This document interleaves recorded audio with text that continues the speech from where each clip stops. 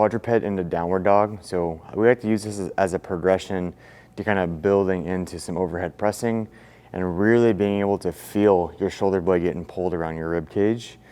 So when we go to that quadruped position versus like a traditional push-up into a downward dog, is it shortens the lever of your limbs and you don't have to create as much of a force into that shoulder joint. So it's just a way for us to kind of progress or regress as needed relative to your capacity. So in that quadruped position, hands under my shoulders, knees under my hips, what I'm gonna do is I'm gonna drive my chest away from the floor, and I'm trying to create a little bit of that rounding in my upper back. And when I do that, that's gonna pull my shoulder blades kind of around my rib cage just a little bit.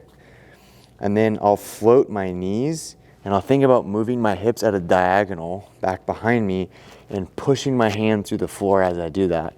And that's gonna help cue that the shoulder blade to come around the rib cage.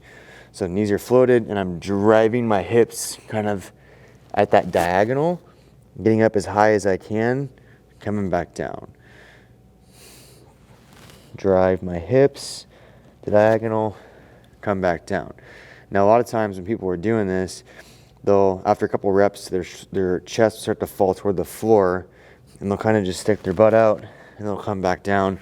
And they don't really feel that recruitment of the serratus anterior, which is one of the muscles that we're after here, that creates the rotation in the shoulder blade. So it's really important that you drive that chest away from the floor, knees come up, drive your palms through the ceiling, and keep the pressure in your palms as you are transitioning back to that bottom position. And you're trying to maintain a tiny bit of that like kyphotic or the rounding of your upper back posture. That's gonna over exaggerate the positioning of the shoulder blade. Now obviously when we do overhead stuff, we're gonna get extension of our upper back. But for now, we're using this as more of like a feel type of a drill to be able to get the shoulder blade to move as much as possible.